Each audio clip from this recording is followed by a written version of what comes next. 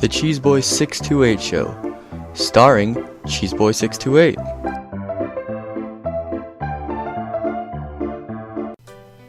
Hey YouTube, what's going on? This is Cheeseboy628 here today giving you a Theory Thursday, today on OU Hail.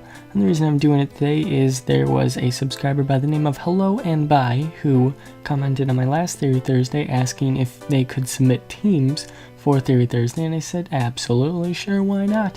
And he sent me the team that he had basically right after I responded to him, and so I'm trying it out, and here it is, OU Hail. Here he has a Bomb Snow, of course, to get up the weather. He's got defensive Skarmory, especially defensive Blissey, physically defensive Tentacruel as a spinner, got Sableye as the spin blocker, and Reuniclus as the late game sweeper. Now, it's definitely a fun team.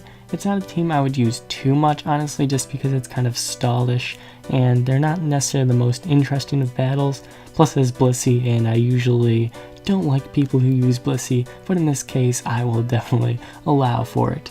So let's see what I like about this team and why it's pretty good. So one of the big advantages of Hail is the amount of damage it does on basically every poke in the OU metagame. Unless you're Mamoswine, of course, and maybe Frostlass, but that's pretty much it.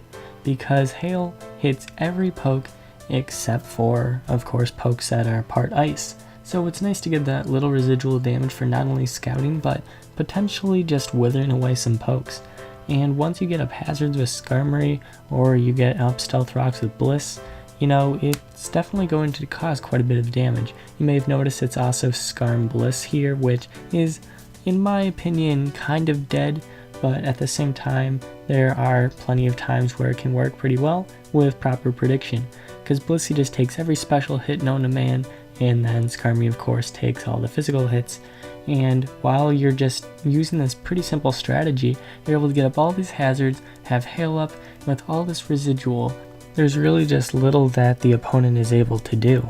Personally, I'd be very upset if I had to face a team like this, but I'd be very proud to eventually beat it, because stall is just a really annoying time in my opinion.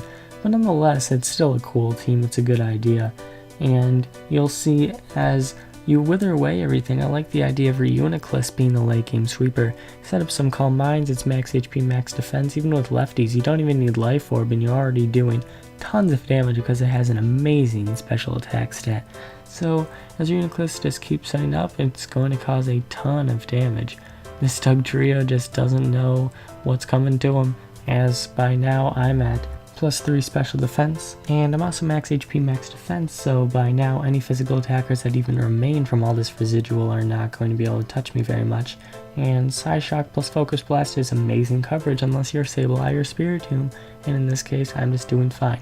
Also, Life Orb, Sludge Bomb hardly did anything. Reuniclus takes it, and that's why this team is so powerful. But it does have some weaknesses in my opinion, so let's see what those are. Now, there are certainly some issues I'm having with this team, although I definitely have liked Hail for a long time. It used to be my favorite weather, honestly, until now. I think I like Sun a lot. And so Skarmory has a lot of pressure on it, as well as Blissey, for taking out all of those physical attackers, and Blissey taking all of the special attackers. So it's definitely a lot of pressure, as I'm saying.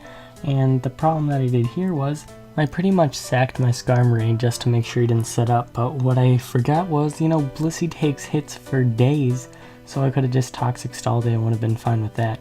I do like the Fire Blast on Blissey though, because Scizors and Fortresses and such do not expect it at all. You take him out in one hit, and it's just a great time because they're like, what just happened? And I do like the idea of Stealth Rocks on one poke and Spikes on another, so that's cool, getting all those hazards. Now, you're going to see that Chomp is going to come around a lot. After this Starmie goes down, there's going to be 3 physical attackers left, and then Volcarona, which since I have Blissey, Volcarona is going to be doing very little.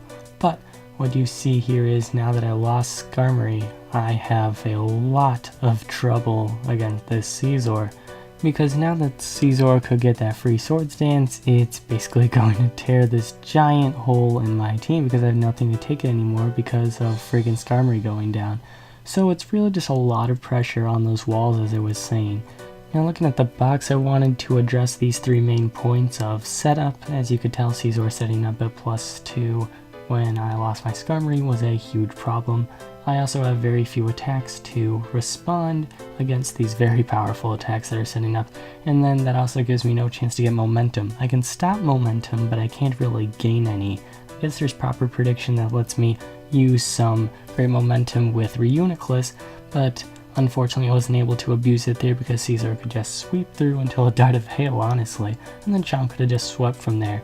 So Stall is definitely a crazy time. Your opponent is definitely going to go crazy, but it's all up to you. You can definitely try out this team. I love it. Thank you for suggesting it. Hello and bye, and thank you all for watching. Like, comment, sub, and until later, peace.